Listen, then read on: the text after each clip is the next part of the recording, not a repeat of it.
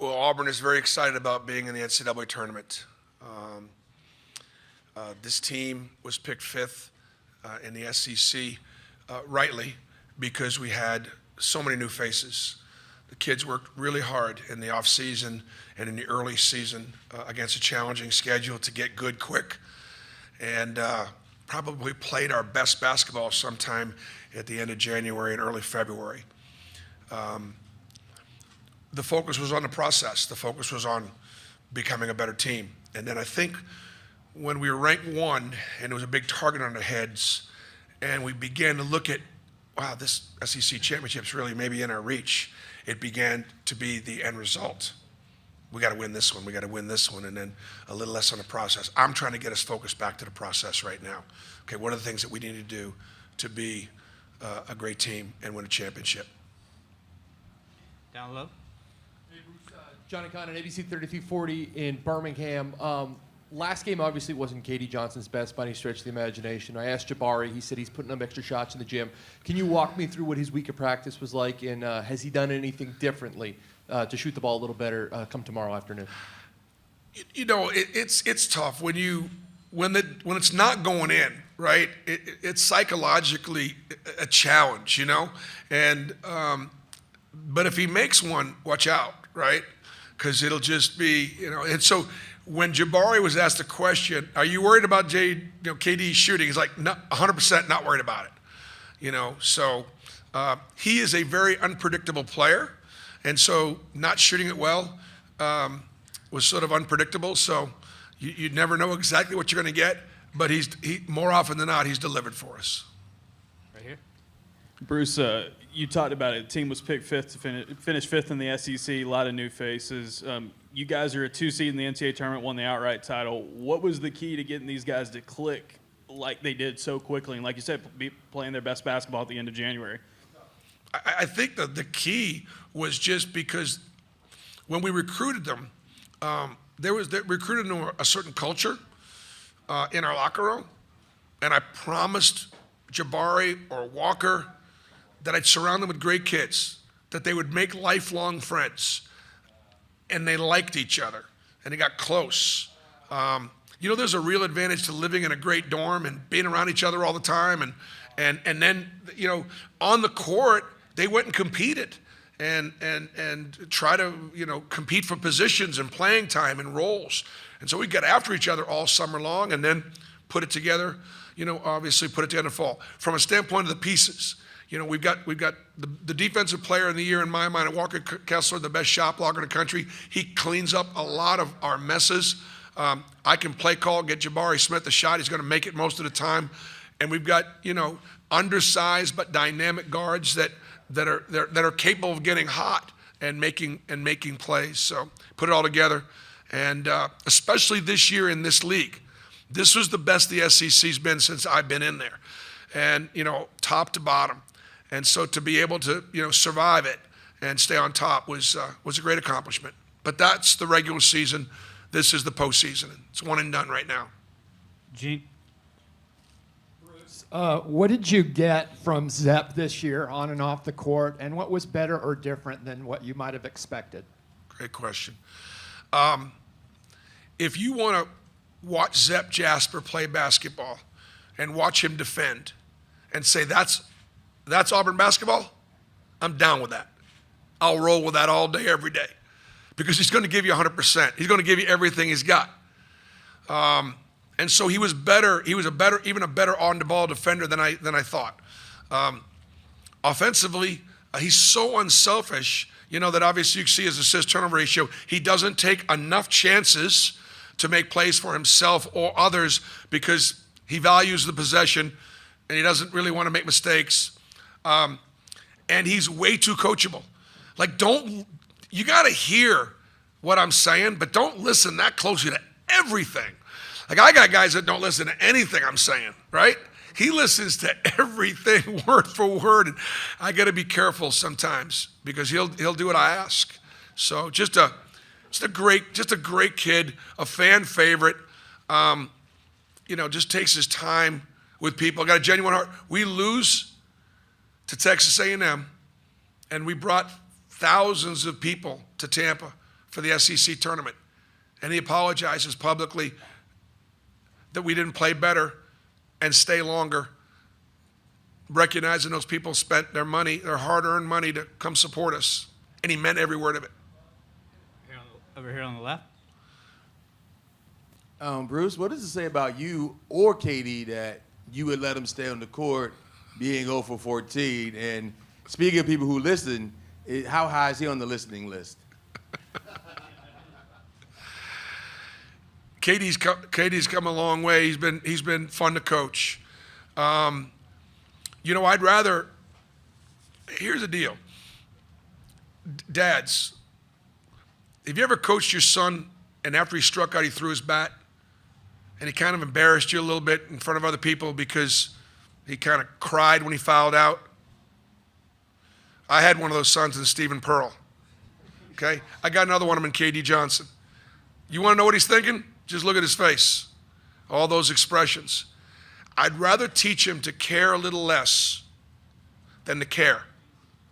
The fact that he cares and the fact that he is emotional and the fact that he is unpredictable, you know, he's a maniac, but he's my maniac, okay? And you know, look, our job is to kind of get them from where we get them to where we got them to where we want to help them get to where they want to be. So that's a process. And, you know, you guys get a chance to see that process unfold on the court and in practice, and we get to live it. That's our job, to try to get him right and get him ready. Aaron. Beard with the AP. And as far as, like, if anybody writes or says, what is he doing on the floor? Really? That's just motivation for KD to.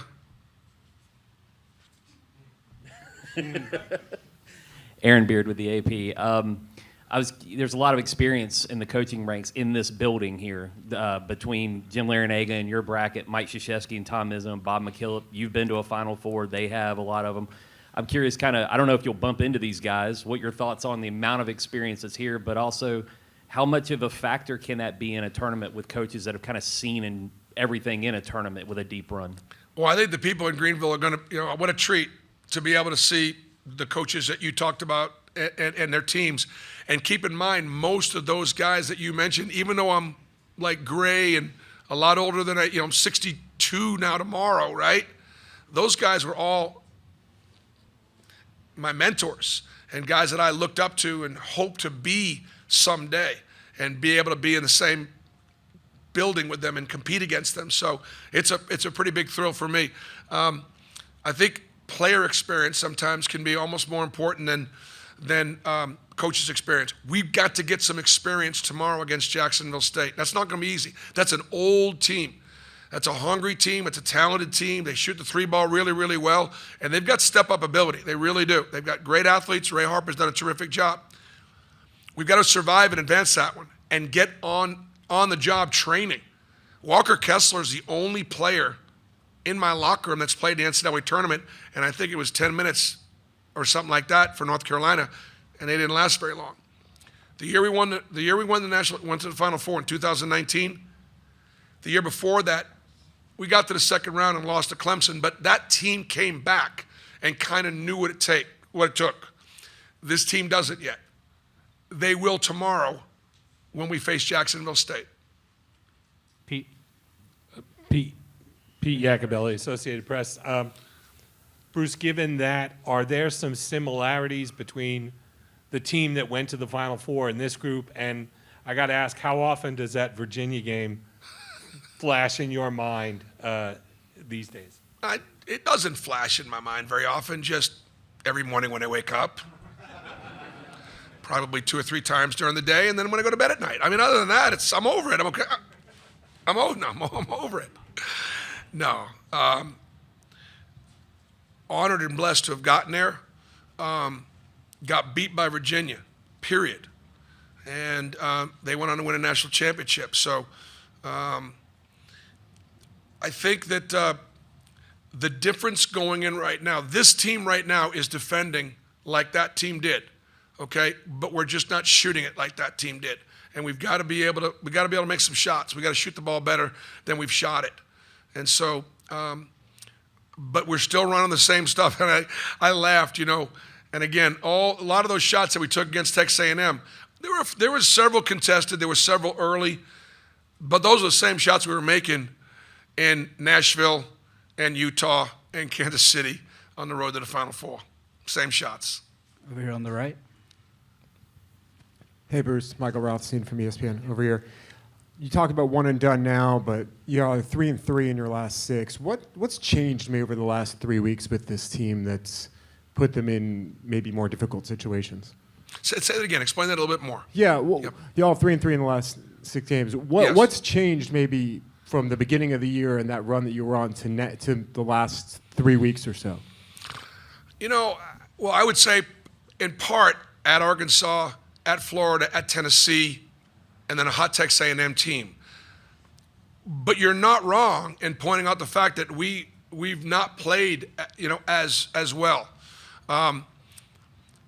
Possible scouting, kind of book is out a little bit on your guys. By the time you get to the end of the season, we've shown most of our stuff, and this is what we're good at. And so, have we been able to make the adjustments? Okay, they're taking all this stuff away. What else can we do?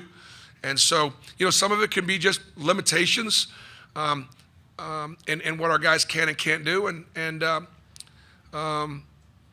part of it was a schedule, part of it was scouting, and part of it was worrying about the result instead of just focusing on the process. We got to get a little bit more offense for our defense. We got to create a few more turnovers. Offense does get difficult in postseason play, I think, when all 5 guys are back and they're guarding. How does that get fixed then? And now a situation where if you do your next loss, if you do lose, that's it. How does it get fixed? Yeah. Well, Jacksonville State has an advantage. They're in state. Ray Harper has an advantage. He's coached against me when he was at Kentucky Wesleyan. They know what like to do. But generally speaking, no opponent is going to know us like our league knows us. And so one of the great things about really, truly non-conference, I love November and December college basketball. I actually like it better than January. I like it better than league play. I do. And when I was an analyst, I actually liked it better because I love the non-conference matchups where coaches didn't know everything about each other's systems. And I think actually sometimes the games were actually prettier. You get in conference play, I mean, it's a grind because everybody knows everything about everybody. And so that would be the one thing that potentially could help us is just playing against somebody that we haven't played against year after year after year. All right, these are the final 3 questions, starting right here. Bruce, Joe Goodman, AL.com. It's the last tournament for Coach K. What has he meant to the game of basketball internationally, domestically, college basketball? What has he meant to the game and to you? What he's done as an Olympian, representing our country, winning gold, what he's meant to, all the coaches that have looked up to him, doing it the right way, all the assistants that have gone on and been great teachers and mentors, themselves. It's kind of like, Dick Vitale and what he did to college basketball in his position is akin to what Coach K has done as a leader of our coaching profession. And he's done it with dignity. He's done it with class. He's done it his way. He is competitive. He is tough. He's fierce. That's how he grew up. That's how he worked his way through the Army and through the ranks. He's never tried to be somebody he wasn't. And I respect him for that. Right here in the middle. Carrie out of WVTM in Birmingham. So I want to know, a lot of coaches say, there's a lot to be learned in losses and those falls. And I know the climb to the top is fun. That journey is great. Being up there is great. But just asking your coaching philosophy, what have you learned from the team kind of dropping off from those highest of highs this season? And what have you seen from your guys as you, sorry if this is, can you hear me okay? Yeah. Okay. And what have you seen from your guys as they kind of adjust to not being at that top? Yeah. Adversity reveals character. It can build it, but adversity reveals it. And I think that one of the things that our kids have done is they've consistently bounced back. They've gotten to the next play. They've gotten to the next game. Can we do it in the game a little sooner, in a sense that we've been fine the next day, but can we be better the next play? All right, you missed a shot, next play. You got a bad call, next play. And so in some of our defeats, we've allowed some of our failure to compound in games. Here we go. We're going to go through another dry spell. And that's something that they've been fine the next day, but we got to fix it in game a little quicker. Right here on the left. Bruce, all the Jacksonville State players said they're going to play with a chip on their shoulder tomorrow, and I think that's probably something you understand from your earlier days as a coach. And talk about the challenge of that, plus a team that's got two of the top three-point shooters in the country. Yeah, listen, all I want to be is a 12 seed, okay?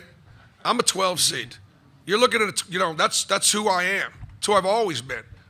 And that's who my teams have been. That's what Auburn basketball still is. I know we're a 2 seed, and I hope we take advantage of the hard work that we've done to be a 2 seed, okay? But we're hungry and we're humble, and we've got the underdog thing on as well. I understand Jacksonville State. I respect them. They have step-up ability, and because they're such a dangerous three-point shooting team, and they can make them contested, and they absolutely can get hot. But it's not going to be because they want it any more than we do, or anything like that. So that's who we've been in our league. Look, we're in the SEC. We're Auburn in the SEC in men's basketball, and we're regular season champions. And we are going to try to represent our conference and our university. And Jacksonville State's in the way. So we both have got great. Both have got great motivation. All right, last question. Bruce, I wanted to ask about scouting, like you mentioned.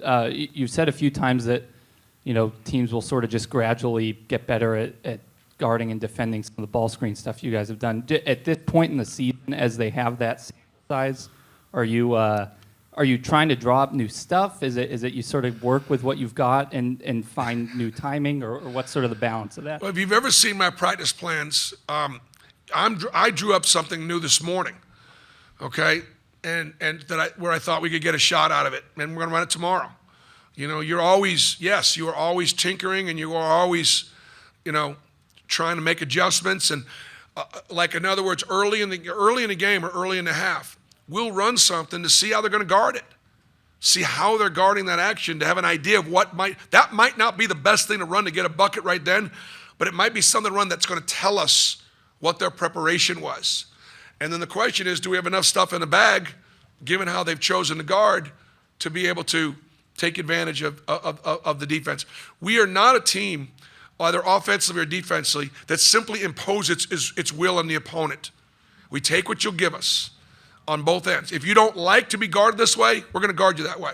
Even though it's not how we guard all the time, we're going to guard you that way. If pressure bothers you, we'll press you. If zone bothers you, we'll zone you. And the same thing with what we do offensively. We're going to take what you give us. Talking a little trash on the field? Yeah, we get it. Trashing the state with litter? That's terrible. Keep it clean. Keep Alabama beautiful.